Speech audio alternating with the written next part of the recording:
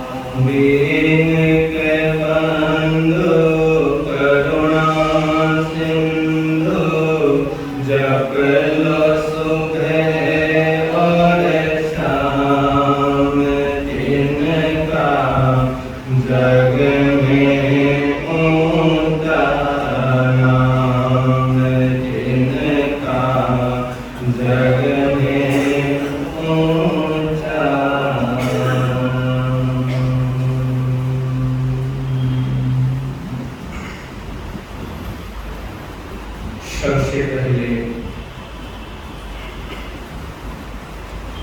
ध्यान योगी आचार्य सम्राट पूज्य श्री शिवमणि महाराज साहब, जिन शासन द्वारा उपप्रवक्ता परम पूज्य गुरुदेव श्री राममणि जी महाराज साहब, संगौरा परम पूज्य गुरुदेव श्री प्रेम शक्ति महाराज साहब, संघ रतन उपाध्याय परम पूज्य गुरुदेव श्री रविंद्र महाराज साहब, इन चारों गुरु भगवंतों के चरणों में सत सत बंदन, सत सत बंदन।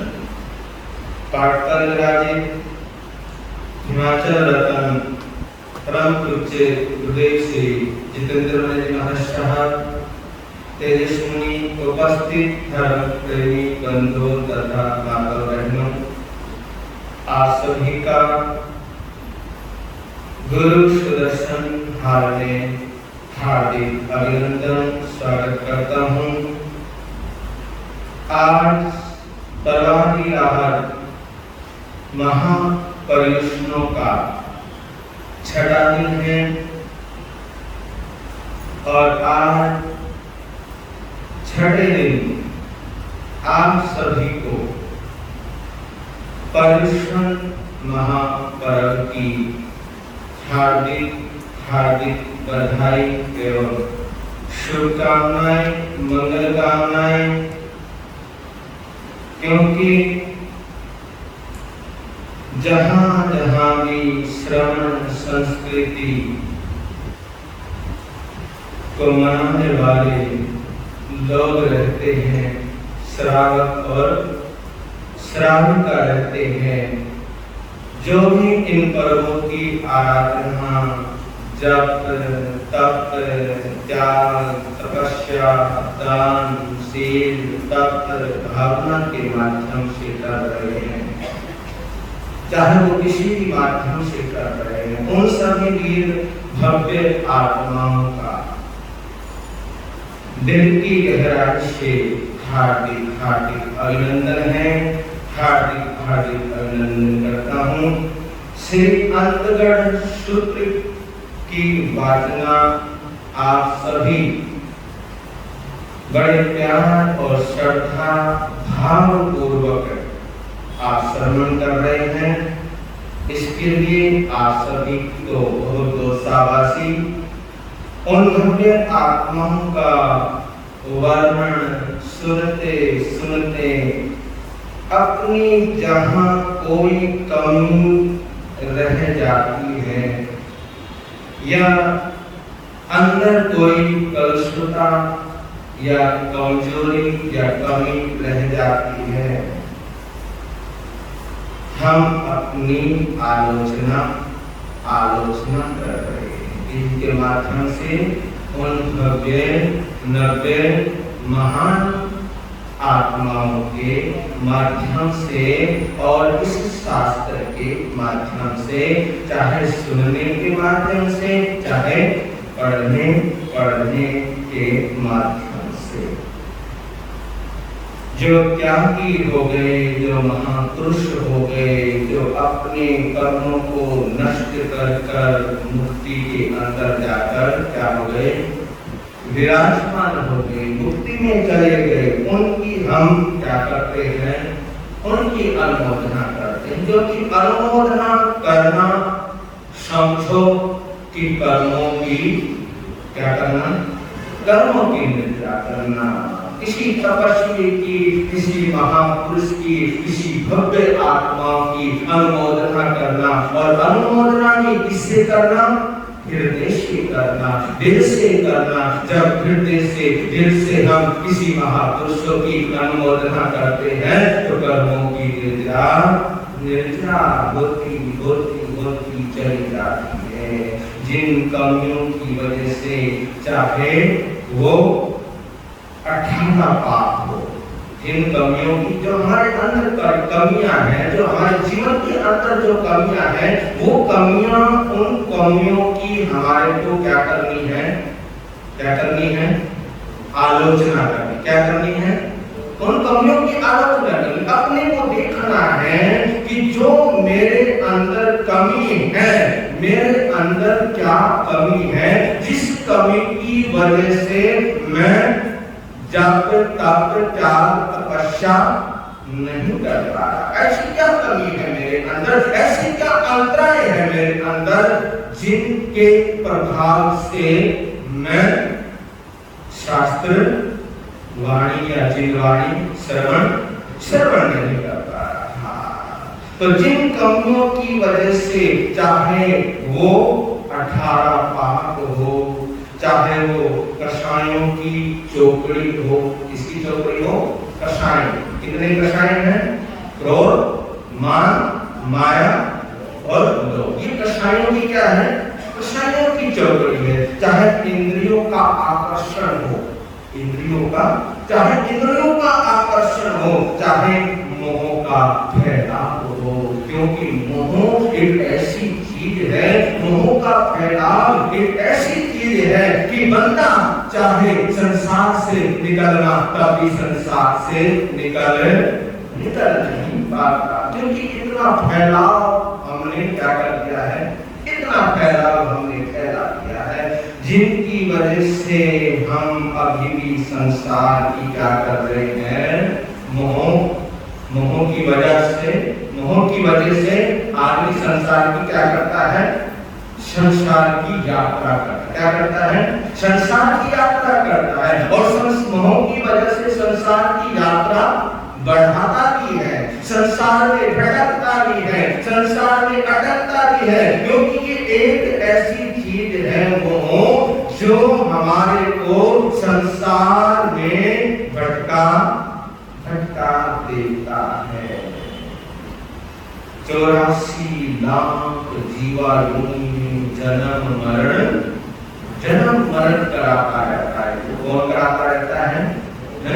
ये मोह 84 लाख जीवा योनि में क्या करता है? जन्म और मरण कराता है। कभी त्रियंत है, कभी मनुष्य है, कभी देव है, कभी नरक गति है, पता नहीं कहां कहां। 84 लाख जीवा योनि परमात्मा ने 84 लाख जीवा योनि परमात्मा ने बतलाई है।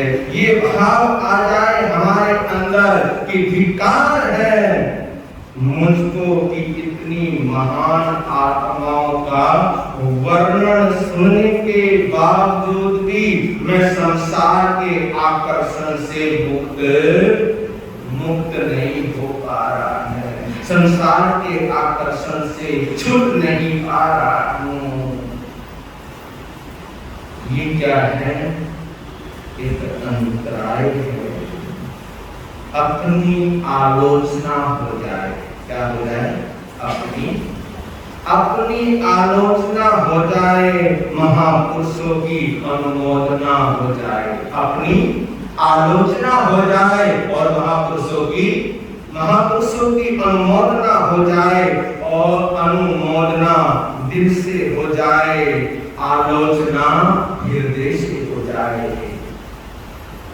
अनुमोदना दिल से हो जाए और आलोचना दिल से हो जाए तो इन्हीं पलों में हम सम्यक्तव की प्राप्ति कर सकते हैं। ये 8 दिन बड़े महत्वपूर्ण होते हैं। इनका जो महत्व समझ के चलता है, इनको जो समझ के चलता है, जिन्होंने इन 8 दिनों को समझा है, जिसने समझा है, वो ही अपनी आत्मा का क्या कर सकता है? कल्याण कर सकता है। वही आलोचना कर सकता है, वही अनुमोदना कर सकता है। तो ये 8 दिन बड़े महत्वपूर्ण है। अगर आप चाहो तो इन 8 दिनों में सम्यक्तव को भी प्राप्त हो सकते हो।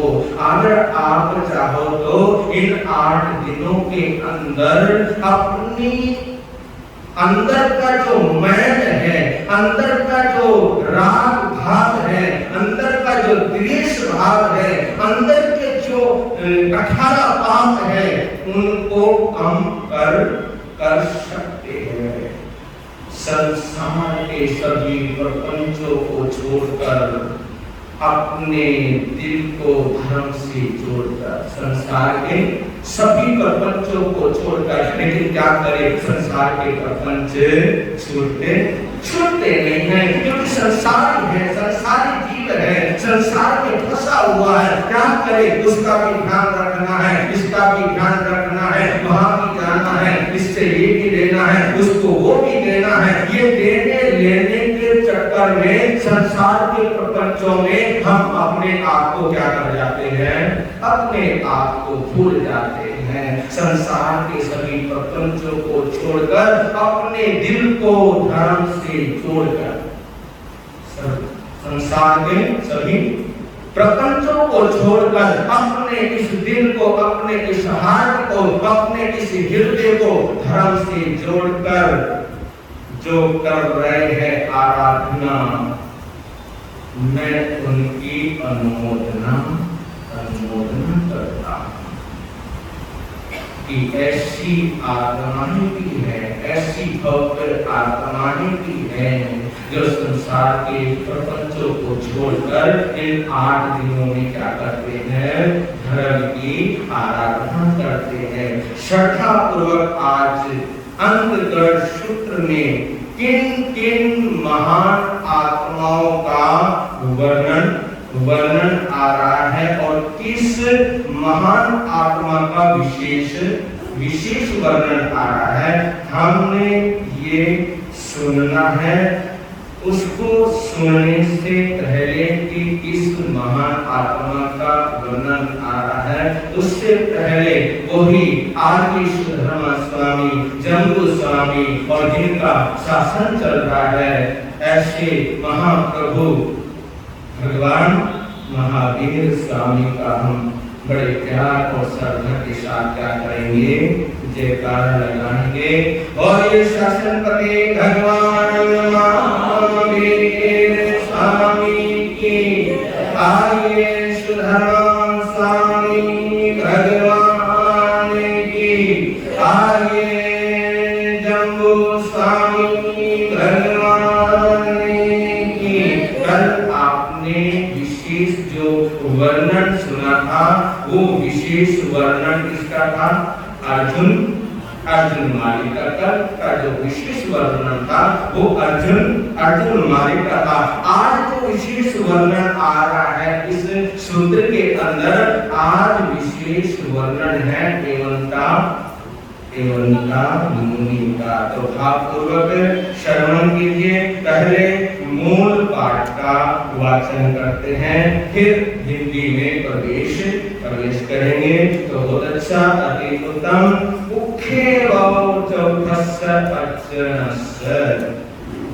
एवं खलु जम्बू तेन कारणं तेन समयेन राजकीय नारी गुणशीली चाहिए तत्क्षणं से ये राकास्य नाम कहा परिवर्षयी जहाँ मकानी सदस्य वासा पर्याव विपुले सिद्धे।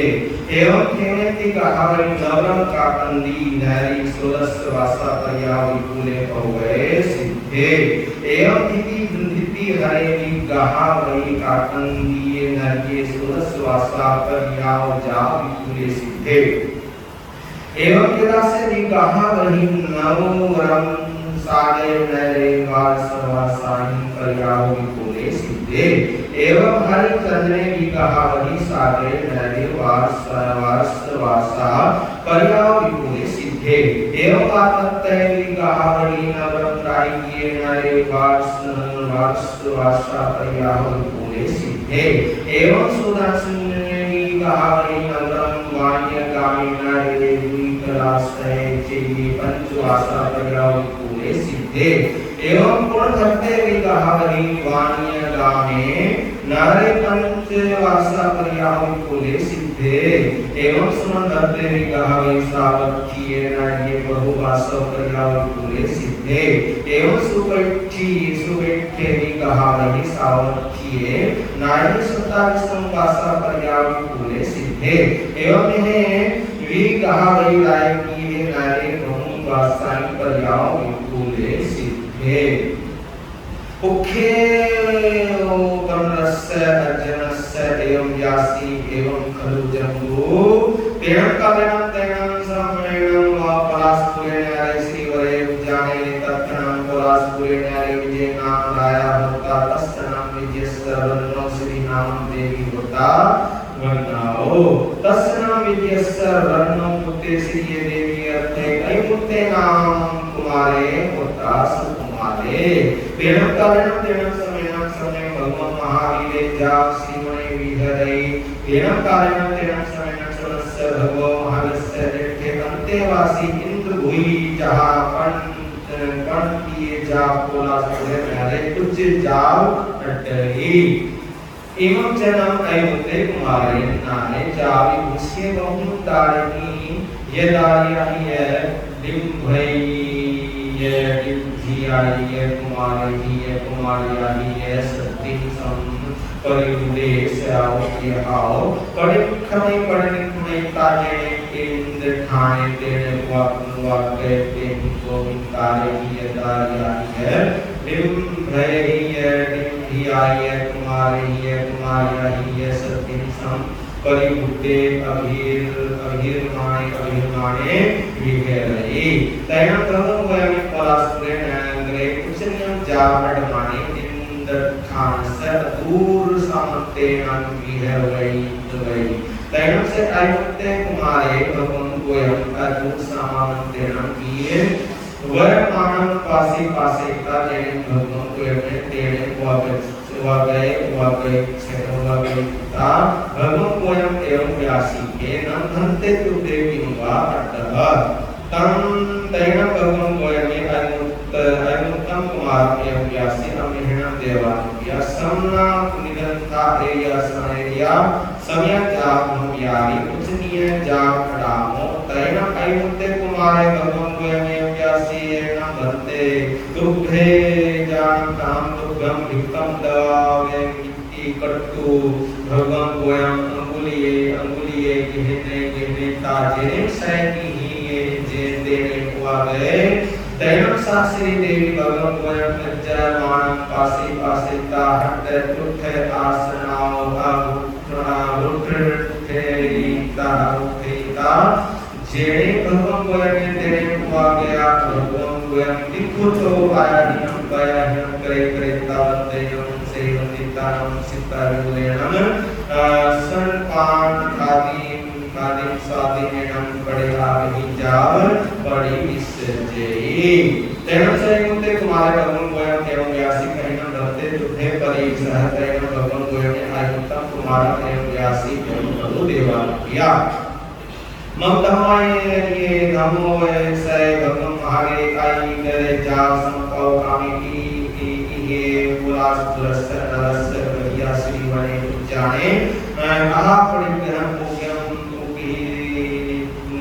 संतमें जा अपमान भावे मान की तत्न हमने परिवसाम तैनम से कहते कुमारे भगवान गोयम एवं व्यासी गच्छामिनं भक्ते अहम तु बेहिं सतिं समनं भगवान महावीरं वन्दे अहासुहं देवानुज्ञा तैनम से कहते कुमारे भगवान गोयम सतिं जेने समने भगवान महावीर तेने वागच्छेता समनं भगवान महावीर तिक्कुतो वायनं कायनं करे जाव पद्वासाई तैनम से भगवान गोयम जेने समने भगवान महावीर तेने वागरे जाव पढ़ी सकते ता संजमेन तत्सा अपानं भावे पान की हरि तैनम समने भगवान महावीर अयुक्तस्य कुमारस्य इसे धुमका तैनम से अयुक्ते कुमारे समस्त भगवान महावीर से अंकिये धुम सोचा निसम अट्ट तुठे जम नवरम देवानुज्ञा अम्मा कियरो आबुच्छामि तैनं अहं देवानुज्ञानं अंकिये जा पव्यामि अहस्वहं देवानुज्ञा मां परिवर्तन करे तैनं से अयुक्ते कुमारे तेने अम्मा कियरो तेने वागरे जा पवति अयुक्तम कुमारं अम्मा कियरो एवं व्यासी बाले की तुम पुत्ता असंबुद्धे तुम पुत्ता किं न तुम जानामि धम्मं तैनं से अयुक्ते कुमारे अम्मा कियरो एवं व्यासी एवं खलु अहं अम्मारो जब चेव जानामि तम चेव न जानामि जब चेव न जानामि तम चेव जानामि तैनं तम अयुक्तम कुमारं अम्मा कियरो एवं व्यासी कहं न तुम पुत्ता जब चेव जानासि जब तम चेव जानासि तैनं से अयुक्ते कुमारे अहं कियरो एवं व्यासी जानामि अहं अमृताव जहाँ जायनं अवसार्यवं न जानामि अहं अमृताव काहे वा कहीं वा कहूँ वा के चिरे वा न जानामि अहं अमृताव कहीं हमारे नहीं जीवन में विद्या तीर्थ जोनि मनुष्य देशु वजंती जानामि अमृताव जहाँ सही कम्मा यानी जीवा लेके जापु वजंती एवं खलो एवं अमृताव जब चेव जानामि तब चेव न जानामि जब चेव न जानामि तब चेव जानामि इच्छामि अमृताव तुभ्यं अभ्यनुनाय जापवित्तये तैनं तम अयुक्तम कुमारं अम्मा कियरो जाहेनो संचाहि बहुहि भवहि तम इच्छामो ते जाया एक दिवसमि रात्रि पासितये तैनं से अयुक्ते कुमारे अम्मा कियो वयमन कुसीनिये संचित अभी से हो जहाँ महावरस लिख्य मन जाओ सामान्य मायनी अहि जय बहि वासाई सामन पर्यागम पुनरायण जाओ विपुले सिद्धे उख्यो सोलमस्य लक्षणस्य एव खलु जम्बो तेन कारणं तेन समयं वाराणसीयेन दीपां महावने दक्षिणं वाराणसीये अलक्ष्येनां काया होता तेन कालेन तेन समयं सर्वे भगवन् महावीरे जाग इहरई परिसहा निकया तैनम खेलाया इन्हें से कहा लड़के समाने हटते तुटते जहाँ पुनी जा बचुआ से हम कहा तैनम से खेलाया समस्य भगो महान से अंतिये जहाँ उदाने कहा निखम ते नवरम जेठे पुतम रजे अहिसिंचै विकास अंगा बहुवासा प्रयाव जा विपुले सिद्धे एवं जम्बो समयं जा छत्रमस्य भक्तस्य अनन्ते पणते जैनमते सत्मस्य अगस्य उखेवो जाते रस अक्षण पणता अनजानंता कहानंदवैनंदो तरनंद सुनंद सेनिया जीव मरुआ सुमरुआ महामरुआ मरुदेवाय अठमा भद्दाय सुगाया समाप्या भ्रदिनाय बोधवा सेन्य भज्जान नामानि जैन बंदे पेरसज्जन प्रणता प्रणसनं बंदे रंजनस्य समयं जा संपत्तिनं कीर्ते प्रणते एवं खलु जम्बो तेन कारणं तेन समयं प्रायः नायरे गुणशीली चाहिए सेन्य राहावन्नो तस्नाम श्रेणीयस्य गणनो नंदा नामं देवी गोतावन्नो सामी समोसरे परिसा निगया तैनम सा नंदा देवी की में से कहा ये तथा समाजा भक्त दुखा कोडुंबिय पुरी से सत्तावली का जहाँ कौवा वही जाति कारस्य कंगाही अहिंता विश्वम वासन परियाव जा सिद्धा एवं तेरस्वी देव्यो नंदागमेन नेवो नीखेरो बोली शरण भगवान महावीर स्वामी अभी आपने पहले पाठ पढ़ लेते हैं आग में पीपी गणते तन्नहा सुताग में तदुज्ञान में एवं शुद्ध ज्ञान के विषय पूरी विचार राजा बोलते मैं आ रहा हूँ जन्मांतरम बच्चा में नक्षत्रम काहिनम विनहिनम योगिनम दोषिनम सुट्टो दिनम दुट्टो परीक्षम काले तो सज्जाओ काले न तो सज्जाओ ऐसा सज्जाइए न सज्जायम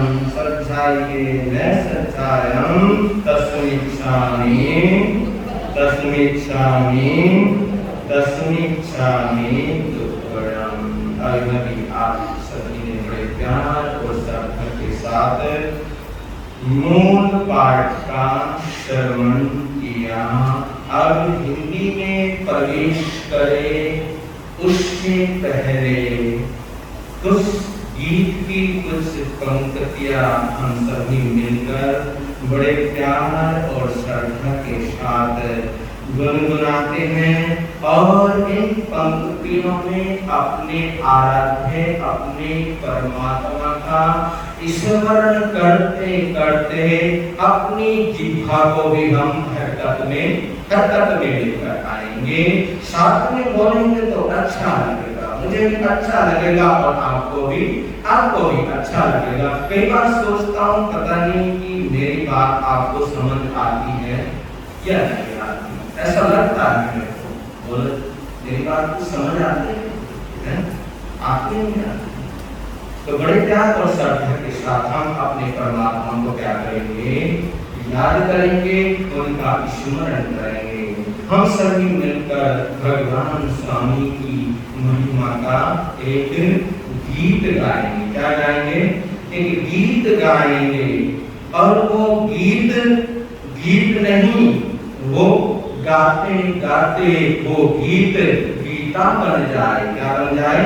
वो गीत गाते गाते क्या बन जाए? गीता बन जाए। अच्छी भावना के साथ जो गाते हैं वो क्या बन जाती है?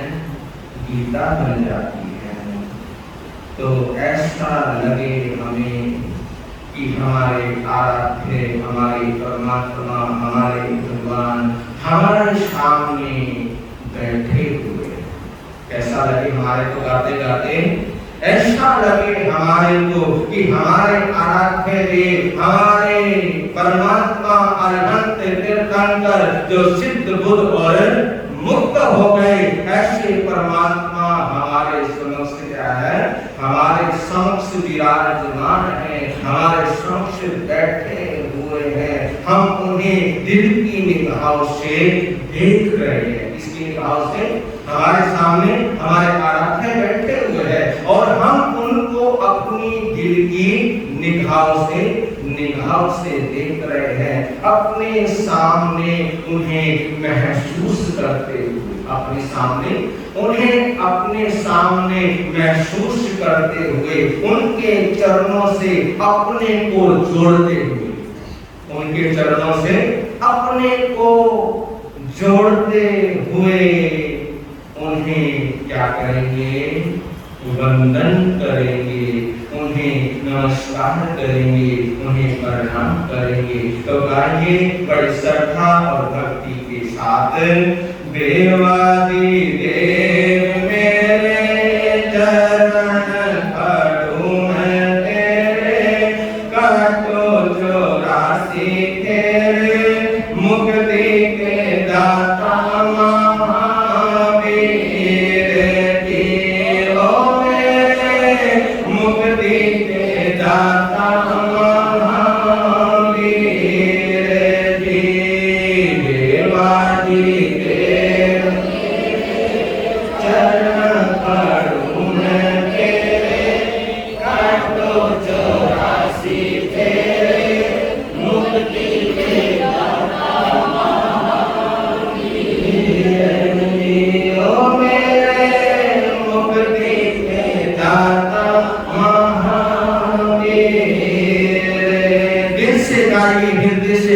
और अपने परमात्मा को याद करके, अपने परमात्मा के चरणों से जुड़कर जब हम गाएंगे तो हो सकता है एक ना एक दिन हम परमात्मा से क्या हो जाए? जुड़ जाए। देवादि देव मेरे चरण पड़ूं मैं तेरे, काटो चौरासी तेरे, मुक्ति के दाता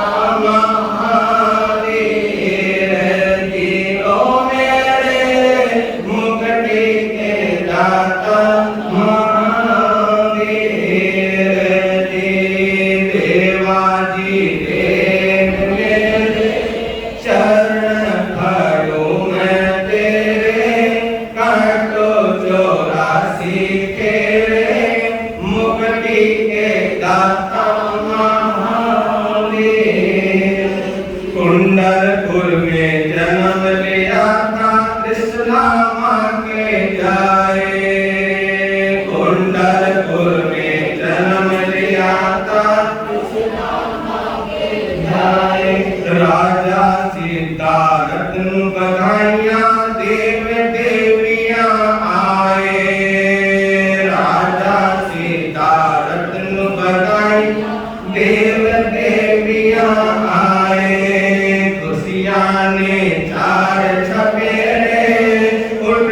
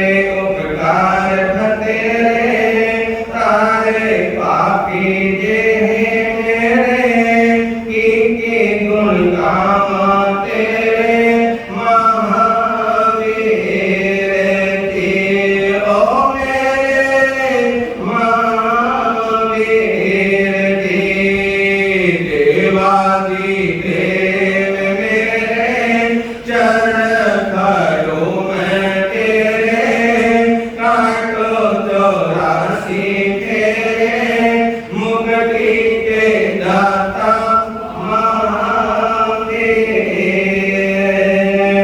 मंत्र दे नमकार प्रभु ने चंडी को सिया तारा। मंत्र दे नमकार प्रभु ने चंडी को सिया तारा। चंदन बाला अगला का भी तूने कष्ट निवारा। चंदन बाला अगला का भी तूने कष्ट निवारा। बीरल बलिहारी तेरे कर लो सेवक नूने।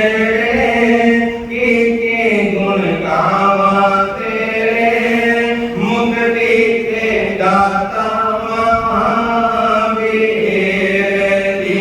ओ मेरे मुक्ति के दाता महावीर जी। देवादि देव शरण पड़ो मैं तेरे। काटो 84 फेरे मुक्ति के दाता महावीर जी। ओ मेरे मुक्ति के दाता महावीर जी। देवादि देव मेरे चरण पड़ो मैं तेरे। काटो 84 फेरे मुक्ति के दाता महावीर जी। ओ मेरे मुक्ति के दाता महावीर। बोले शास्त्री भगवान महावीर स्वामी की। बोले शास्त्री भगवान महावीर स्वामी की। बहुत अच्छा। आप प्रवेश करते हैं हिंदी में। हे जम्बू, जम्बू स्वामी से श्री सुधर्मा स्वामी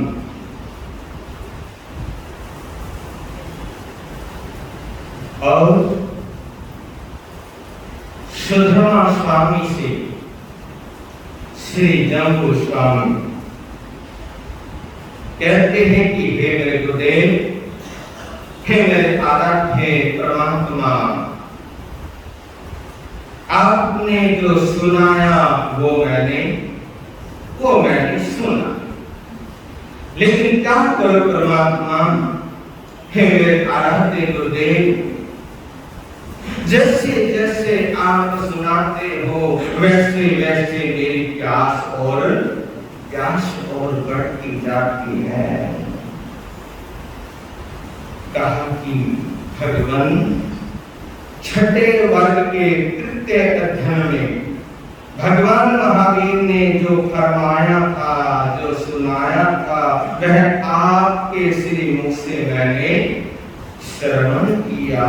अब छठे वर्ग के चौथे अध्ययन में भगवान ने जो भी कुछ फरमाया है, जो भी कुछ कहा है, उसे हृदयंगमन करने के लिए, उसको सुनने के लिए मेरा मन बड़ा ही क्या कर रहा है, छटपटा रहा है।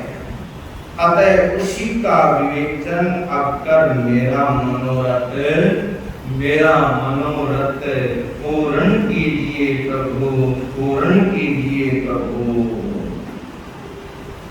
तो सुधर्मा स्वामी अपने शिष्य जम्बू स्वामी से कहते हैं कि हे जम्बू सुनो, उस समय में जो राजगृह नगरी थी उसके पास गुणशील नामक एक बाग सुशोभित था।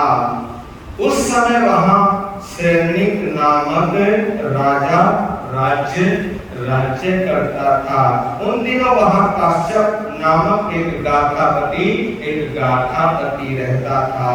जिस प्रकार मंकानी नामक गाथापति ने भिक्षा धारण की, संयम धारण किया। ठीक उसी प्रकार काश्यप गाथापति ने समय आने पर वैराग्य को धारण किया और दीक्षा धारण की। 16 वर्ष तक चारित्र पालन कर उन्होंने अंतिम समय में विपुल गिरी पर संध्यारा लेकर अपने सारे अष्ट कर्मों को नष्ट किया, अपने अष्ट कर्मों को खत्म किया। उसके पश्चात वे मोक्ष के अंदर जाकर विराजमान हो गए। इसी तरह 5वें अध्याय में उल्लेख है कि काकंदी नगरी के निवासी, काकंदी नगरी के निवासी सेवक गाथापति ने भी भिक्षा लेकर 16 वर्ष का चारित्र पालन किया तथा अंतिम समय में विपुल गिरी पर संध्यारा लेकर सिद्ध बुद्ध और मुक्त हो गए। आगे 6ठे अध्याय में उसी काकंदी के निवासी धृतिधर नामक गाथापति के संबंध में भी ठीक ऐसा ही उल्लेख आता है। तब 7वें और 8वें अध्यायों में ये उल्लेख पाया जाता है कि साकेत नगर निवासी कैलाश और हरिचंदन नामक गाथापति ने समय पर भगवान महावीर का उपदेश सुना और उपदेश सुनकर दीक्षा को अंगीकार किया। 12 वर्षों तक चारित्र का पालन कर अपने अंतिम समय में उसी विपुल गिरी पर संध्यारा लेकर मोक्ष को पधार गए, मोक्ष को सिधार गए। आगे 9वें अध्याय में भी राजगृह के निवासी वारतक नामक गाथापति के संबंध में भी ठीक इसी प्रकार का वर्णन पाया जाता है। उसके दीक्षित होने, चारित्र पालने करने तथा संध्यारा ले मोक्ष जाने आदि का वर्णन ठीक 8वें अध्याय के ही समान यहाँ पे बतलाया है। इसी प्रकार 10वें और 11वें अध्यायों में उल्लेख है कि दूती पलाश का उद्यान से सुशोभित वाणिया गांव के निवासी सुदर्शन और पूर्णभद्र गाथापतियों ने भी दीक्षा ले 5 वर्ष का चारित्र पालन किया तथा अपने अंतिम समय में उसी विपुल गिरी पर संध्यारा लेके मोक्ष में पधार गए। आगे 12वें तथा 13वें अध्यायों में वर्णन किया गया है कि श्रावस्ती नगरी के निवासी कर्मश्य है सुमनभद्र और सुप्रतिष्ठित नामक गाथापतियों ने दीक्षा धारण की। सुमनभद्र मुनि ने अनेकों वर्षों तक चारित्र का पालन किया और सुप्रतिष्ठित मुनि ने 27 वर्ष तक चारित्र का पालन किया और तब ये दोनों भी अपने अपने अंतिम समय में विपुल गिरी पर संध्यारा ले मुक्ति के अंदर जाकर विराजमान हो गए।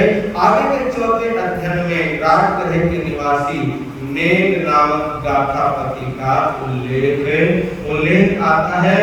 उन्होंने भी समय पाकर दीक्षा धारण की, अनेकों वर्षों तक वे चारित्र का पालन करते रहे और अंतिम समय में विपुल गिरी पर संध्यारा उन्होंने ग्रहण किया और तथा मुक्ति धाम के अंदर जाकर विराजमान हो गए। यो हे जम्बू 6ठे वर्ग के 14 अध्यायों का जोड़े में सार रूप कथन यहाँ कह सुनाया है।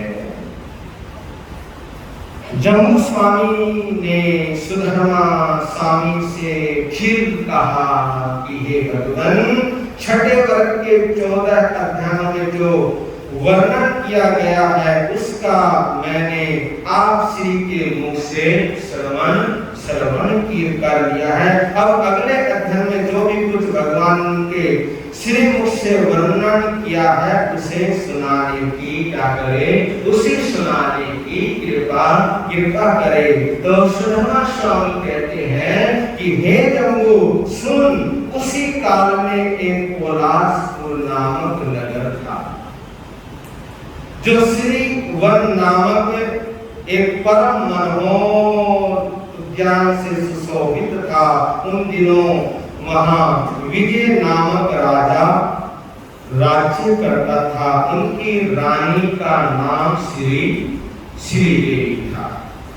उन विजय राजा के पुत्र और श्री देवी का अंगज आईमुत एवंता नामक कुमार था, जो बड़ा ही सुकुमार तथा सुशील था, गुणवान था।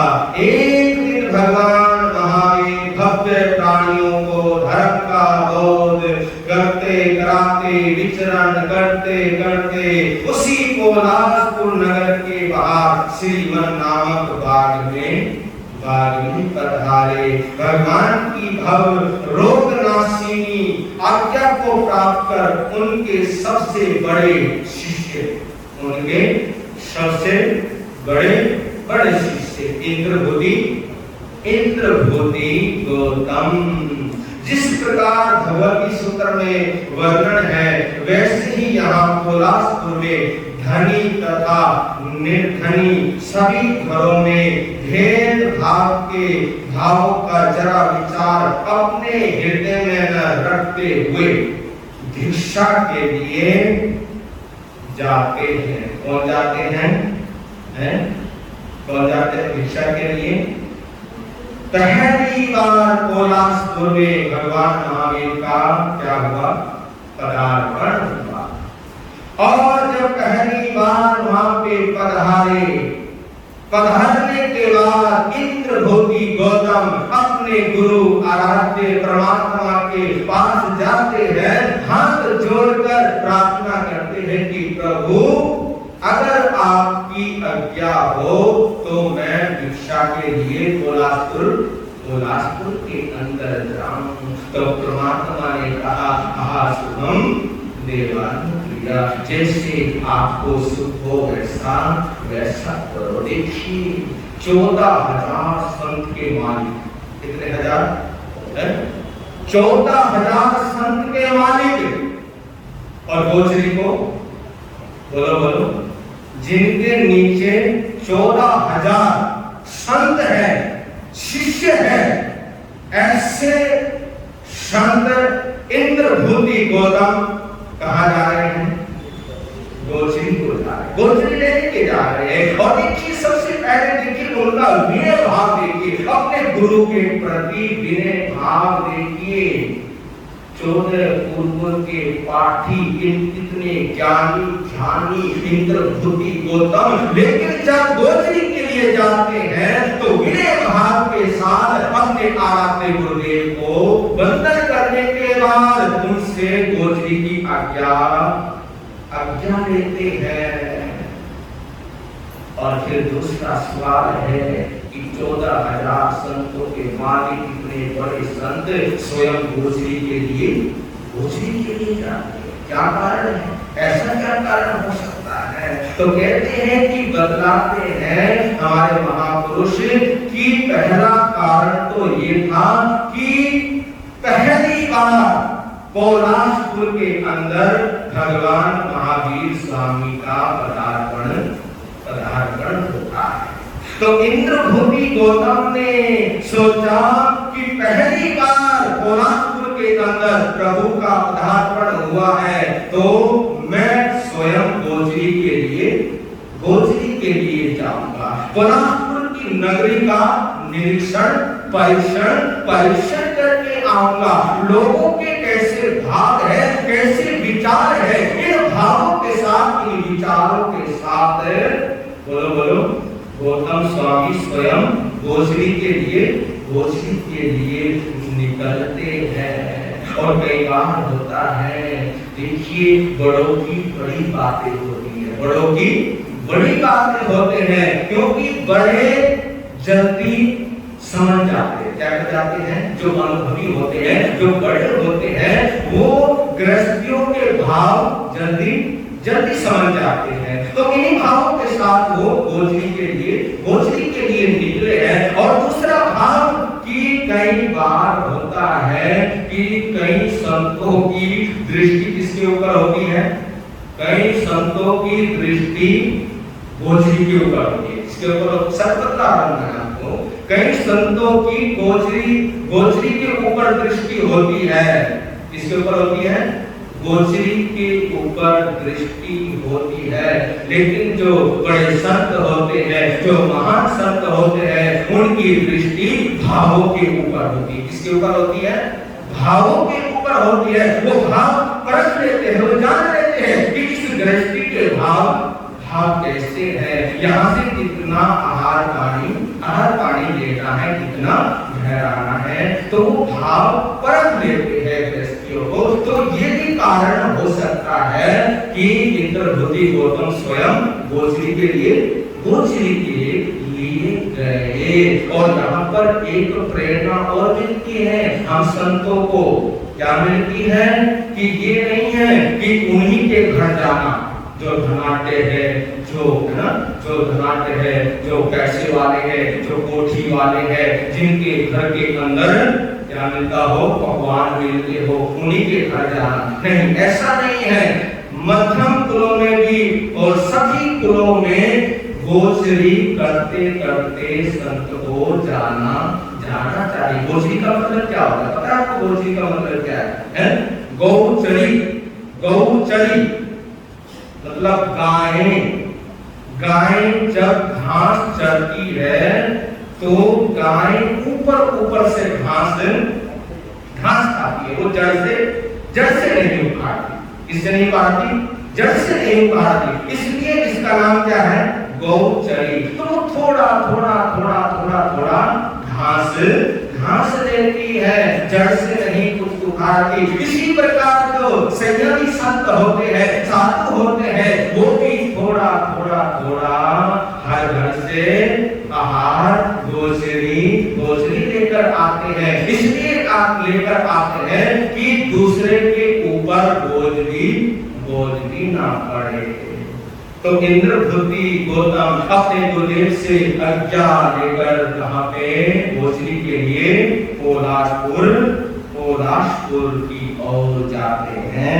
एक दिन उसी समय अचानक अयमुत कुमार ने भी स्नान कर वस्त्र अलंकारों से सुसज्जित बन अनेक दारिका डिंबिका और कुमार एवं कुमारियों के साथ घर से निकलकर जहां इंद्र स्थान अर्थात खेलने का जो क्रीड़ा करने की जो जगह होती है, जिसको पार्क बोल देते हैं, उधर आने के लिए और उन सभी के साथ वे भी वहां खेलने लगे।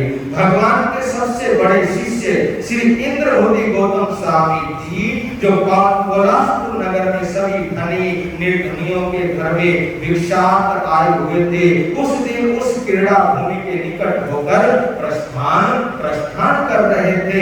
उन दिव्य तपोधारी एवं तेजस्वी गौतम स्वामी को अयमुत कुमार ने अपने क्रीड़ा स्थल के बिल्कुल समीप ही से निकलते हुए देखा।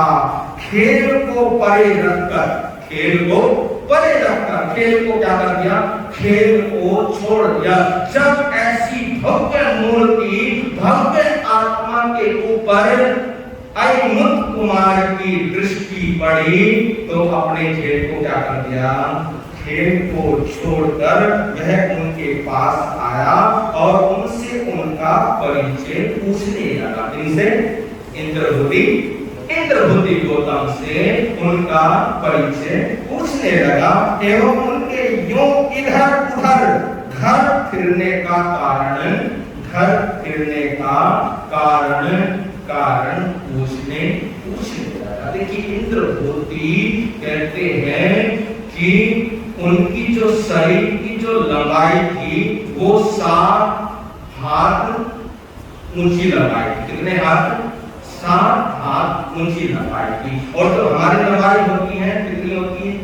3.5 हाथ की लंबाई होती है। तो इंद्रभूति गौतम की लंबाई कितनी थी? 7 हाथ ऊंची लंबाई थी। और जब वो चलते थे, जब वो जाते थे, है ना, जब वो चलते थे, वो जब जाते थे, क्योंकि जैन संतों के लिए बतलाया कि जैन संत 3.5 हाथ देकर, कितने? 3.5 हाथ देकर नीचे चले। ये नहीं दौड़ दौड़ते रहो, भागते रहो, और कोई नीचे कोई चींटी कोई कुछ आ जाए और वो क्या हो जाए, उसकी विराट काम हो जाए। पर उन्होंने बताया कि विवेक के साथ चलो और नीचे देखकर चलो। 3.5 हाथ नीचे देखकर चलो। तो इंद्रभूति गौतम की ऊंचाई कितनी थी? 7 हाथ थी। तो वो 7 हाथ आगे देखकर चलते थे। इस पर गौतम स्वामी ने अयमुक्त कुमार को उत्तर में इस प्रकार कहा, जब उन्होंने कहा कि आप कौन हो, आप कहां से आए हो, तो प्रभु उन सवालों का क्या करते हैं? समाधान करते हैं, जवाब देते हैं। प्रभु कहते हैं, इंद्रभूति गौतम कहते हैं कि हम 5 महाव्रतधारी, 5 समिति आदि 9 नियम पूर्वक ब्रह्मचार्य का पालन करने वाले श्रवण निर्ग्रंथ है। कौन है? श्रवण निर्ग्रंथ है। भिक्षा के लिए इधर उधर घरों में हम जा रहे हैं। स्वामी जी की इंद्रभूति की ये बातें सुनकर अयमुक्त कुमार बोला, भगवान आप भिक्षा के लिए फिर रहे हैं, आप भिक्षा के लिए जा रहे हैं, अतएव चलिए आपको मैं भिक्षा दिलवा देता हूँ। क्या करा देता हूँ? आपको मैं भिक्षा दिलवा देता हूँ। ऐसा कहकर कुमार ने स्वामी जी की अंगुली पकड़ ली। क्या पकड़ ली? अयमुक्त कुमार ने इंद्रभूति की क्या पकड़ ली? बोलो बोलो, अंगुली पकड़ ली। और अंगुली पकड़कर हाथ खींचने लगा अयमुक्त कुमार एवंता राजकुमार। देखिए हमारे यहाँ पर एक विधान है। क्या विधान है? कि संत गृहस्थी को अपना हाथ ना पकड़ाए। क्या ना पकड़ाए? संत गृहस्थी को अपना हाथ ना पकड़ाए, अपनी उंगली ना पकड़ाए, और संत गृहस्थी के कंधे पर हाथ रखकर भी ना चले। ये विधान है। क्या है? ये विधान है। लेकिन देखिए 14,000 शिष्यों के मालिक इंद्रभूति गौतम पूर्व के पाठी ज्ञानी, उनकी उंगली किसने पकड़ ली? अयमुक्त कुमार ने। लेकिन उन्होंने उंगली को झटका नहीं दिया, उंगली छुड़वाई नहीं है। क्यों नहीं छुड़वाई? इसीलिए कि कहीं इस बच्चे का दिल ना टूट जाए, इस बच्चे को चोट ना पहुंचे, कहीं इसके मन में ऐसे वैसे भाव, ऐसे वैसे विचार ना आ जाए। आज इसने मेरी उंगली पकड़ी है, हो सकता है कभी ये भगवान की, मेरे परमात्मा की उंगली भी पकड़ेगा। तो जो अयमुक्त कुमार सवाल करता गया और उन सवालों का जवाब इंद्रभूति गौतम देते गए। और हमारे अंदर भी ऐसा होना चाहिए। चाहे वो माँ बाप हो, चाहे वो गुरु हो, चाहे वो संत हो, अगर हमारे से बच्चा कोई सवाल करता है, कुछ पूछता है, तो बड़े प्यार और स्नेह के साथ उन सवालों का उस बच्चे को हमारे को क्या करना चाहिए? जवाब देना चाहिए, समाधान करना चाहिए। एक छोटी सी बोध कथा आती है। कहते हैं कि एक बार कुछ बच्चे जंगल के अंदर खेल रहे थे। इसके अंदर खेल रहे थे, जंगल के अंदर खेल रहे थे और खेल भी गुड्डे और गुड़िया था, गुड्डे और गुड़िया का खेल खेल रहे थे। तो वहां पे दो पक्ष थे। कितने पक्ष थे? दो पक्ष थे, एक लड़की वालों का पक्ष और एक लड़के वालों का पक्ष। छोटे छोटे बच्चे हैं, ज्यादा बड़े नहीं है, खेल रहे हैं और उन्होंने मिट्टी के एक गुड्डा बनाया हुआ और एक गुड़िया बनाया मिट्टी के। पहले ऐसा होता था, पहले जमाने में इन चीजों से खेलते थे। अब तो पता नहीं क्या क्या आ गए। और जो तुम आप देते हो ना लाके उनको, कोई बंदूक देता है, कोई कुछ, कोई गेम ऐसी आ गई, तो वैसे ही संस्कार अंदर बच्चों के अंदर पड़ जाते हैं। पहले मिट्टी से खेलते थे बच्चे तो मजबूत होते थे, हड्डियां भी मजबूत होती थी। आज थोड़ा सा कुछ हो जाए, पैर फिसल जाए तो हड्डी क्या हो जाती है, टूट जाती है। तो वो बच्चे खेल रहे थे, गुड्डा गुड़िया मिट्टी के बनाए हुए थे। एक पक्ष लड़की की तरफ का था, एक पक्ष लड़के की तरफ का था। तो वहां पर शादी कर रहे थे। क्या कर रहे थे? शादी कर रहे थे। जब वो बैठे हुए थे, सभी वहां पर बैठे हुए थे, तो कहते हैं कि वहीं से भगवान बुद्ध जा रहे थे, निकल रहे थे। तो जो लड़की का बाप था, जो लड़के का बाप था, उन दोनों की निगाह इसके ऊपर पड़ी, भगवान बुद्ध के ऊपर पड़ी। जब भगवान बुद्ध के ऊपर निगाह पड़ी तो लड़के का जो बाप था वो सोचने लगा, मेरे लड़के का क्या सौभाग्य है, मेरे लड़के का क्या पुण्य है कि ऐसे विवाह महोत्सव पर, ऐसे उत्सव पर मुनिराज पधारे। कौन पधारे? मुनिराज पधारे, संत पधारे। तो लड़की वाला भी बोला, मेरी लड़की का भी कोई पुण्य, कोई कम नहीं है। तो लड़के वाला कहने लगा, अगर मेरा लड़का ना होता तो तेरी लड़की तुम्हारी रह जाती, क्या रह जाती? तुम्हारी रह जाती। तो कुछ मजाक कर रहे थे। तो फिर दोनों ने सोचा कि अब किसके पास पहुंचते हैं? भगवान बुद्ध के पास पहुंचते हैं और उनको विनती करते हैं। जो हमने चीजें बना रखी हैं शादी में, विवाह में, वो चीजें पहले हम मुनि जी को ठहराएंगे, संत को ठहराएंगे, फिर उसके बाद शुभारंभ करेंगे। तो कहते हैं कि लड़की और लड़के का बाप, जो छोटे छोटे जो बच्चे बने हुए थे, वो प्रभु के पास पहुंचे और प्रभु को विनती की कि प्रभु आज हमारे घर में क्या है? आज हमारे घर में शादी है, मेरे लड़के की शादी है, इसकी लड़की की शादी है, कृपा करो, आशीर्वाद दो, उनको मंगल कार्य, शुभकामना दो और कुछ हमारे हाथ से है। तो कहते हैं कि भगवान बुद्ध उन बच्चों की भाषा सुनकर वापस आए, अपना पात्र खोल दिया। और जैसे ही पात्र खोला, जो मिट्टी की जो चीजें बनाई हुई थी, कोई इमरती है, कोई बर्फी है, कोई लड्डू है, कोई रसगुल्ला है, पता नहीं कितनी चीजें वहां पर बनाई हुई थी, उन्होंने मिट्टी उठाई और मिट्टी उठाकर पात्र में डाल दी। डालते गए, जब भरते गए तो गौतम ने कहा कि अब रुक जाओ। मिट्टी ठहरा दी और कहा कि प्रभु अब हमारे को क्या दो? आशीर्वाद दो। गौतम ने क्यों मना नहीं किया? बोलो, क्यों मना नहीं? इसलिए मना नहीं किया कि आज ये बच्चे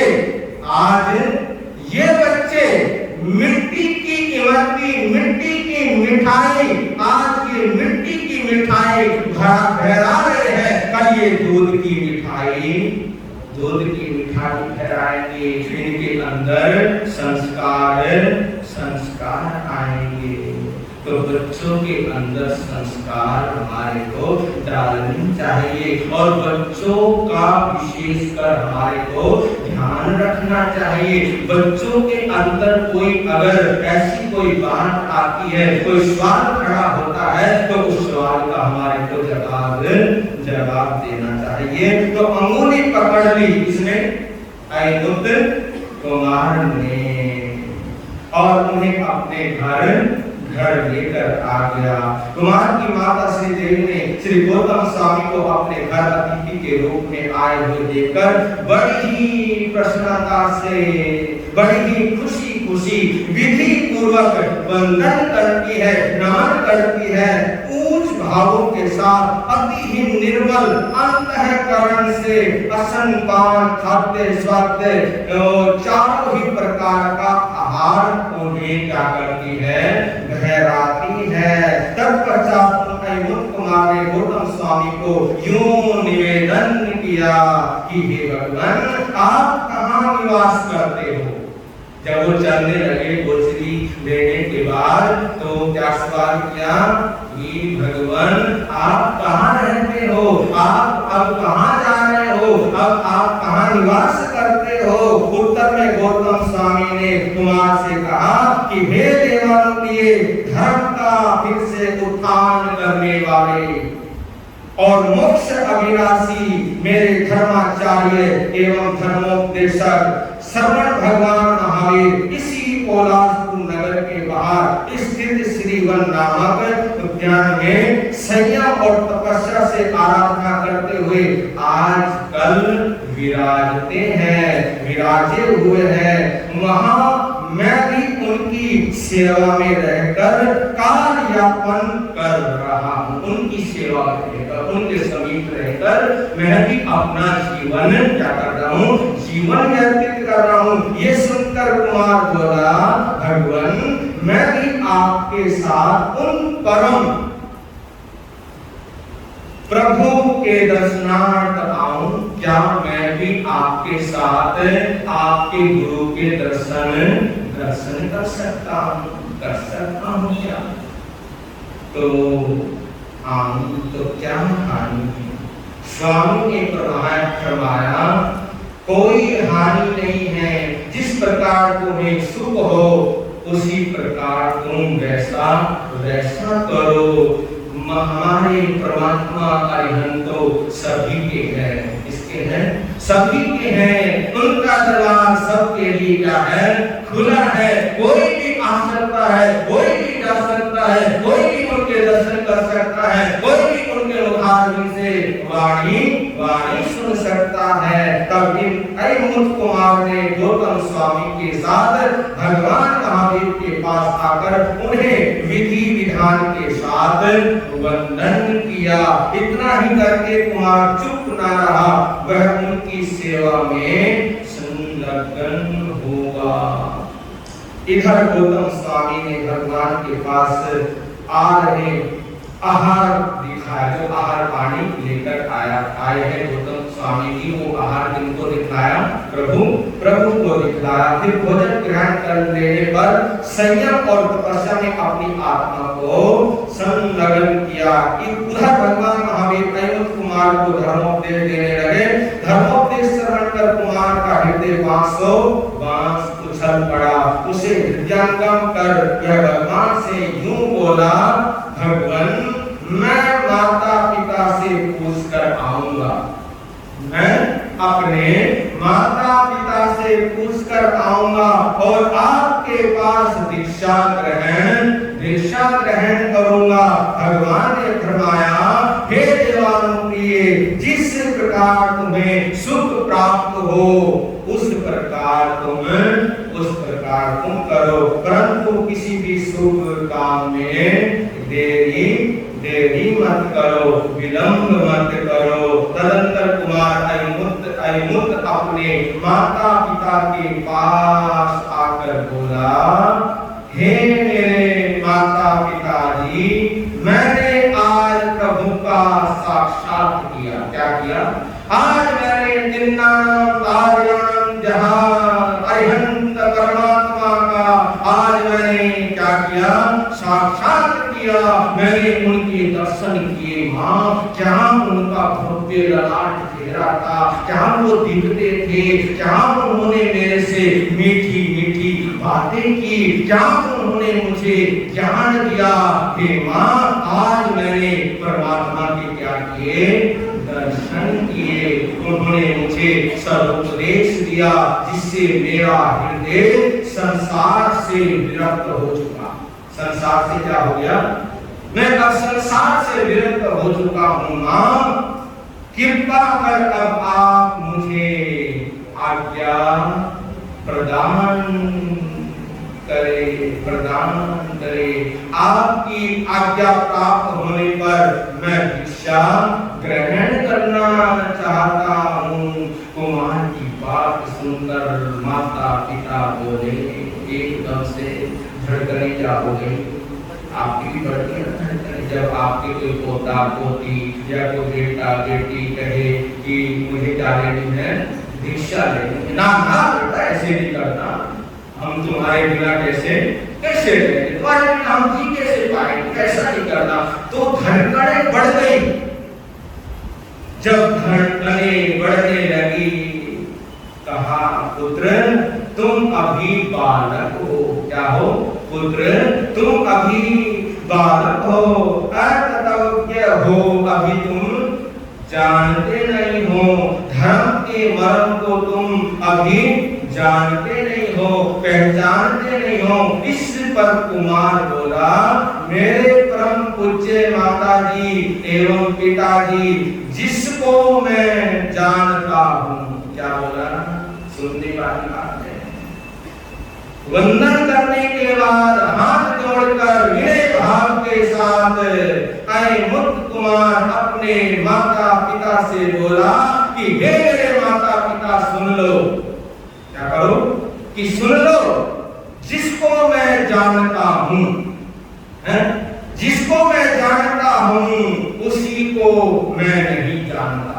जिसको मैं जानता हूँ उसी को मैं नहीं जानता, और जिसे मैं नहीं जानता हूँ उसी को मैं जानता हूँ। देखिए, उस बालक ने कोई शास्त्र नहीं पढ़े, कोई शास्त्र नहीं पढ़े, और न कभी प्रवचन सुने, न कभी सत्संग सुना, मगर प्रभु की एक ही अमृतमय वाणी, एक बार ही प्रभु के चरणों में अनंत कुमार पहुंचा था। एक बार ही प्रभु की अनंत परमात्मा की अमृत वाणी सुनकर उनके भीतर ज्ञान जागृत हो गया। क्या जागृत हो गया, ज्ञान जागृत हो गया। और हमारे तो वर्षों हो गए, कितने हो गए, वर्षों हो गए सुनते सुनते, लेकिन हमारे को अभी कोई असर नहीं हुआ। चलो कोई बात नहीं है, तो अपनी अंतराय है। तो भावना भाया करो कि हमारे अंतराय क्या हो, हमारे अंतराय खत्म हो। कुमार की इस प्रकार की पेचीदा बातें सुनकर, पेचीदा बातें को सुनकर माता पिता चकित हो गए। क्या हो गए, चकित हो गए, एकदम से सोचने को मजबूर हो गए। क्या हो गए, एकदम से सोचने को मजबूर हो गए कि ये छोटा सा बच्चा कहे क्या गया, ये छोटा सा बच्चा कहे क्या गया, हमारे को कुछ समझ नहीं आई। अनंत कुमार ने अपने माता पिता की ओर देखा और कहा कि मेरे माता पिता देखो, देख दिया ना मैंने, धीरे से जोर का झटका। चकित हो गए, ये सोचने लगे कि ऐसी छोटी अवस्था का कुमार ये क्या बोल रहा है, क्या कह रहा है। कुमार से माता पिता बोले कि हे पुत्र, तुमने ये कौन सी बात कही, तुमने ये कौन सी बात कही, हम तो इसमें कुछ समझ ही नहीं पाए बेटा। अभी और ऐसी पेचीदा बात मत कहो। जिसको मैं जानता हूँ उसी को मैं नहीं जानता, और जिसे मैं नहीं जानता हूँ उसी को मैं जानता हूँ। क्या कुछ समझ नहीं आई। माता पिता के पूछने पर कुमार ने यूं कहा, हे मेरे माता पिता, मैं जानता हूं। क्या बोला?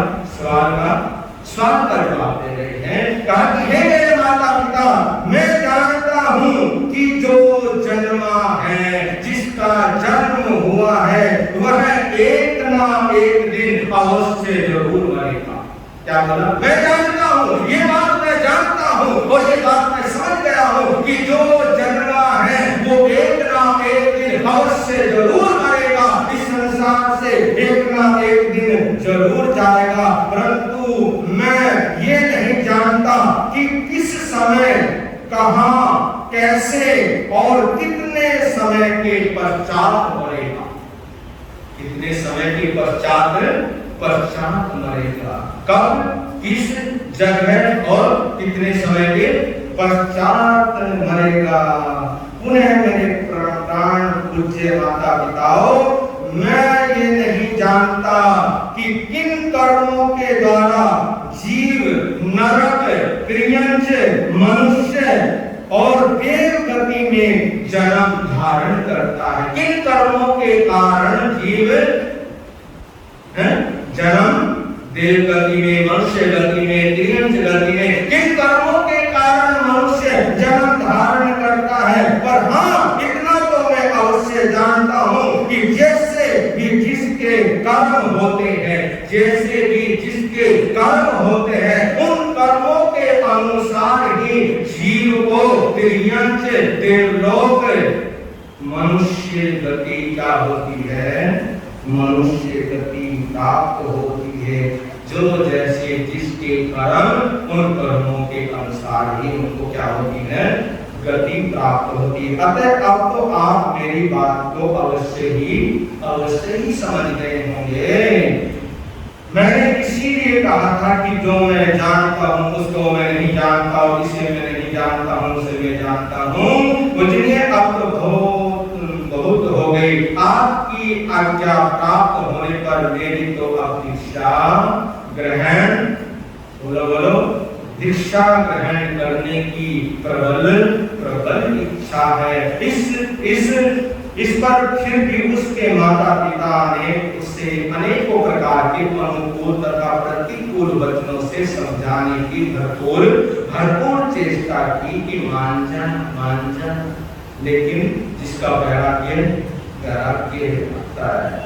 परंतु भगवान कृष्ण धर्म के सत्संग मात्र से कुमार के शुभ कर्मों का उदय आज हो आया। अतः वह तो 10 वर्ष भी नहीं हुआ, अब उसका निश्चय अटल था। तब तो उनके माता पिता ने उससे अंत में यूं कहा कि हे पुत्र, कम से कम ये बात को मान लो, एक बात को मान लो कि एक दिन का राज ही करते हुए हम तुम्हें अपनी आंखों से देखना चाहते हैं। कुमार ने अपनी मौत के द्वारा अपने माता पिता के प्रस्ताव को अनुमोदन और समर्थन किया। अपने कुमार के भावों को देखकर उनका कंठ गदगद हो गया और शरीर रोमांचित। फिर उन्होंने कुमार का विधान के साथ राज्य अभिषेक किया। कुमार ने राज्य की बागडोर को अपने हाथ में लेकर सर्वप्रथम अपने दीक्षोत्सव की आज्ञा प्रदान की। जैसे ही राजा बन गया और आदेश किया कि अब मेरी इसकी तैयारी करो, क्योंकि मैं अब कौन हूँ, मैं राजा हूँ और राजा की बात का उल्लंघन नहीं करना। अब तुम मेरी दीक्षा की तैयारी करो। आज्ञा दे दी। तब महाबल की भांति कुमार ने भी दीक्षा धारण कर सामायिक से लेकर 11 अंगों का संपूर्ण मंथन कर डाला। उन्होंने गुण रतन संवत्सर आदि तपस्याएं विभूर की, अनेकों वर्षों तक चारित्र पालन किया। अंतिम समय में और एक यहाँ पर एक बात और आती है, जब एवंता मुनि ने दीक्षा ग्रहण की तो उनकी उम्र कितनी थी पता है?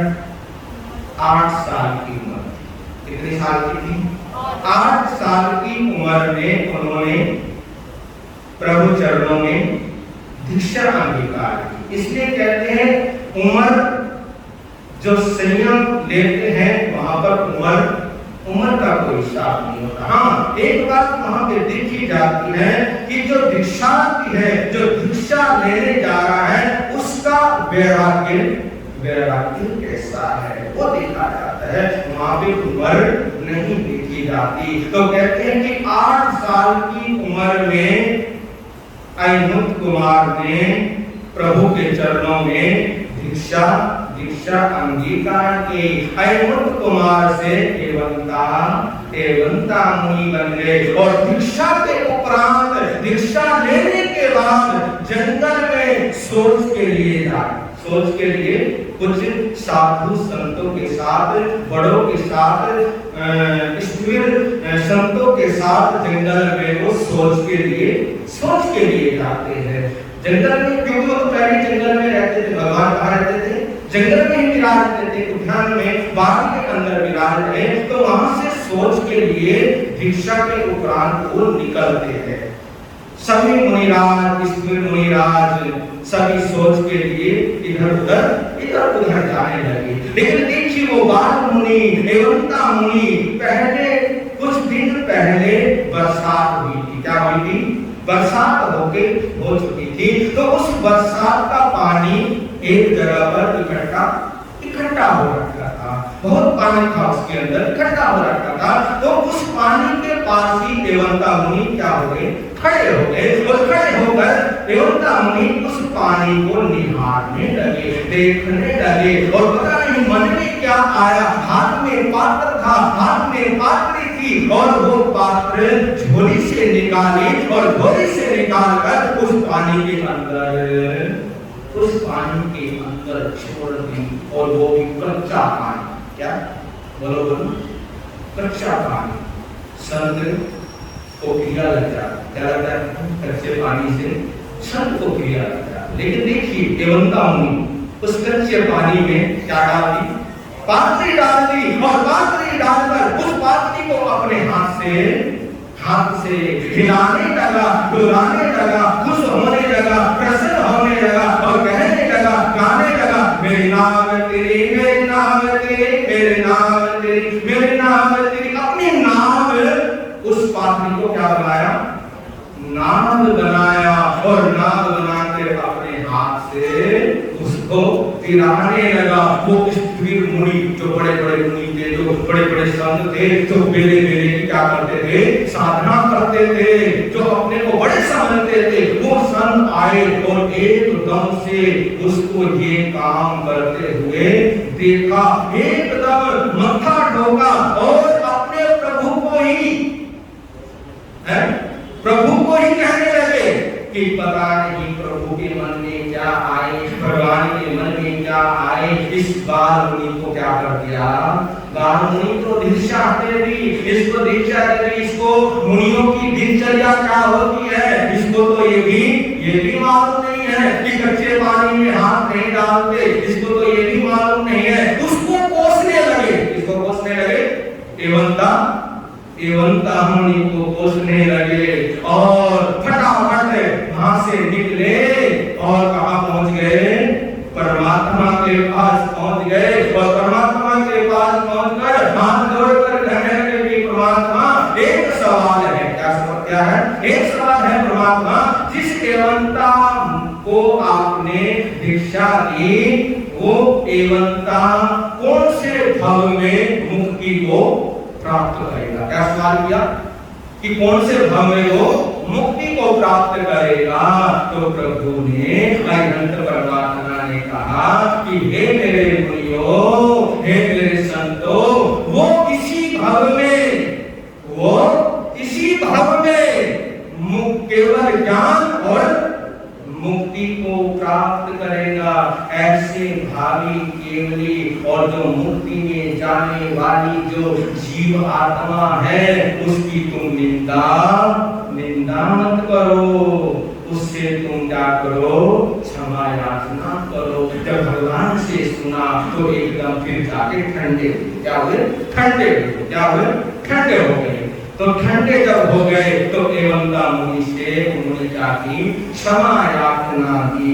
और उसके बाद उन्होंने अनेकों वर्षों तक चारित्र का पालन किया।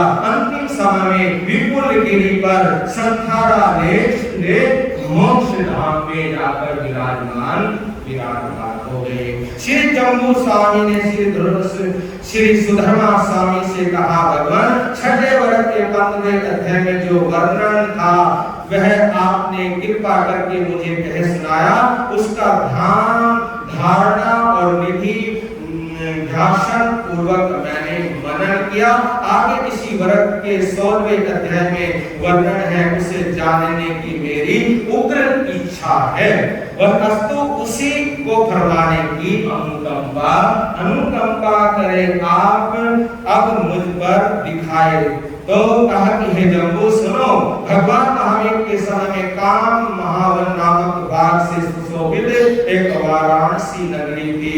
उस समय वहां अलक्ष्य नाम का एक राजा अपने राज का संचालन करता था। उसी अवधि में भगवान महावीर छोटे बड़े सभी गांवों में धर्मोपदेश देते हुए विचरण करते हुए वहां पर पधारे।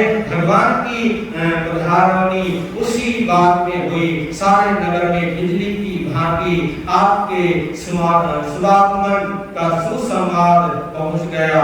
अब तो आपके दर्शन करने तथा व्याख्यान श्रवण करने के लिए जनता नगरी की दसों दिशाओं से सिमट कर आने लगी। प्रभु के पदार्पण का यह शुभ संदेश राजा अलक्ष्य को भी एक दिन मिला। संदेश के श्रवण करते ही राजा बड़ा ही खुश हुआ, बड़ा ही प्रसन्न हुआ और कौनिक की तरह बड़े ठाट बाट से एक दिन प्रभु की सेवा में आप उपस्थित हुआ। भगवान ने उसे भी धर्मोपदेश सुनाया। उपदेश श्रवण कर राजा अलक्ष्य ने भगवान महावीर के पास उदारी राजा की तरह दीक्षा धारण कर ली। अंत केवल यही है कि इन्होंने अपने बड़े पुत्र के सिर कंधों पर राज का सारा भार रखा। अलक्ष्य मुनि ने 11 अंग तक का ज्ञानाभ्यास किया। तदंतर अनेकों वर्षों तक चारित्र पालन कर अंतिम समय में विपुल गिरि पर संखारा ले मुक्ति धाम को वो सिधारे। हे जम्बू, अंतगढ़ के छठे वर्ग में इस प्रकार भगवान महावीर ने वर्णन किया। और ये शासनपति भगवान महावीर स्वामी वीर नाम के वीर मोती गुरु नाम के वीर मोती प्रभु राम के वीर मोती मैं विक्राम गली गली ले दो ले पाए राम का प्यारा शोर मचाऊं गली गली ले दो ले पाए गुरु का प्यारा शोर मचाऊं। दौलत के दीवानों सुन लो, एक दिन ऐसा आएगा दौलत और महल कटना यहीं पड़ा रह जाएगा। सुंदर काया मिट्टी बनेगी, सुंदर काया मिट्टी बनेगी, चर्चा होगी गली गली ले लो रे कोई राम का प्यारा शोर मचाऊं गली गली ले लो रे कोई गुरु का प्यारा शोर मचाऊं गली गली। जिसने ये सब मोती लूटे वो तो माला माल हुए। दौलत के जो बड़े पुजारी आखिर वो कंगाल हुए। सोना चांदी वाल सुन लो, लोहे कपड़े वाल सुन लो, अरबियाना वाल सुन लो, बात सुनाऊं करे करे ले लो रे कोई राम का प्यारा शोर मचाऊं गली गली ले लो रे कोई गुरु का प्यारा शोर मचाऊं गली गली।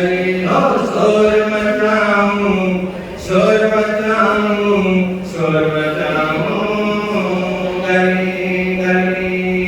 श्रीमती सीनम जैन, धर्मपत्नी दीपक जैन, आज इनके 8 वर्षों का पारना हो। और हमारे संघ समाज के पति और पत्नियों के आज छठा उपवास है। बहुत अच्छा, अति उत्तम। हमारे कुलभूषण जी भी आए हुए हैं और श्रीमती निर्मला जी भी, बहुत बहुत बधाई, शुभकामनाएं। हर्ष हर्ष।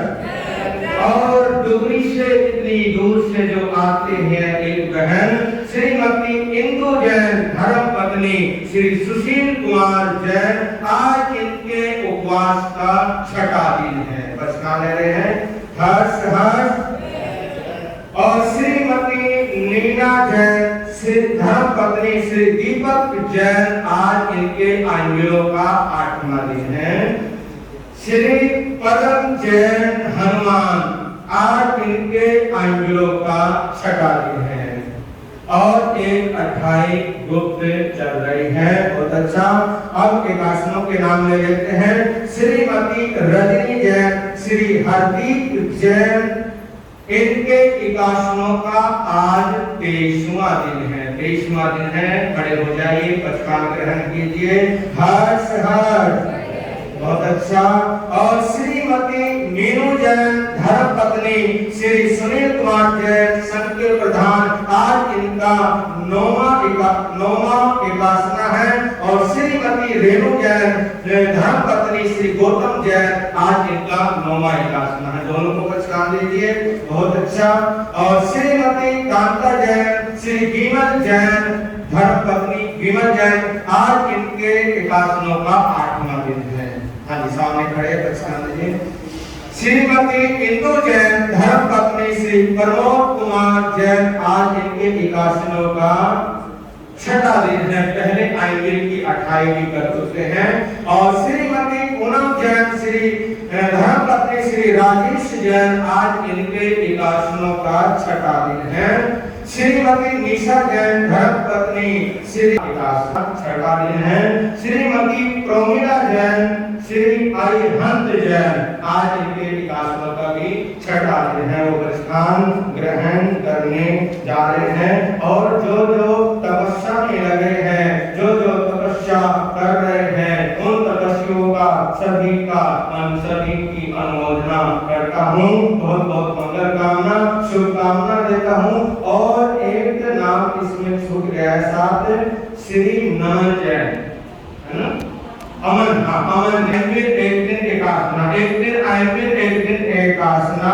आज इनका भी क्या है? आइंबिल एकासना, आज एकासना है। बहुत अच्छा, अति उत्तम, बहुत बहुत शुभकामनाएं, मंगल कामनाएं। अब आया उस श्रद्धा भक्ति और निष्ठा की मैं अनुमोदना करता हूँ। और आज का जो जाप है श्री सुरेश जैन, विमल कुमार जैन, श्री सुरेश कुमार जैन, विमल कुमार जैन। आओ जी विमल जैन, क्या नाम है आपका? दादा पोता, है ना? है नी? बहुत अच्छा। तो आप ये गले में चाहूं ऐसे। और दूसरा जाप है श्री आगे आ जाओ। अच्छा, लो घर से आए, अकेले आए, चलो कोई बात नहीं, लेकिन शाम को सभी आना, है ना जी?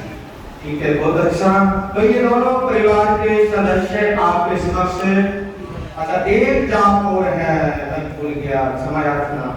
डॉक्टर महेंद्र प्रताप गुप्ता जी और श्रीमती नीना गुप्ता अगर नगर से ये लिखिए अपना योगदान, जब भी जरूरत पड़ती है तो अपना योगदान समाज को देते रहते हैं। तो इसके लिए आपको बहुत बहुत साधुवाद, धन्यवाद। आप इधर आ जाइए गुप्ता जी, बहुत अच्छा। तो ये तीन परिवार के सदस्य आपके समक्ष हाथ जोड़कर खड़े हैं और आप आपसे प्रार्थना कर रहे हैं, आपसे निवेदन कर रहे हैं कि आज हमारे परिवार का सौभाग्य है और पंच प्रवेशी भगवान का स्मरण कराने के लिए करने के लिए हमारे परिवार को ये जो सौभाग्य प्राप्त हुआ है, उस सौभाग्य को और बढ़ाने के लिए, पुण्य को और बढ़ाने के लिए आप सभी का उसमें आना बहुत जरूरी है, अनिवार्य है। तो ज्यादा से ज्यादा जाप में आने का भाव रखेंगे और जिस परिवार की ओर से जाप है उस परिवार की ओर से प्रभावना तो रहेगी ही रहेगी, लेकिन वो लोग भी साथ में लेकर आए और जाप से 15 मिनट पहले यहाँ पर आने का भाव रखिए। बहुत अच्छा।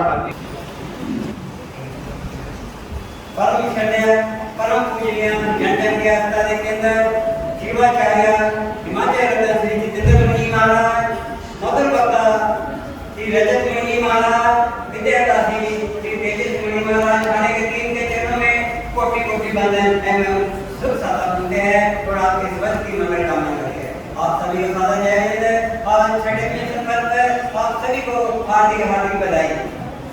जिनकी ज्ञान तपस्या चल रही है, सभी तपस्याओं की तप की बहुत बहुत अनुमोदना करते हैं, तपस्या की सुख साधा मिलते हैं।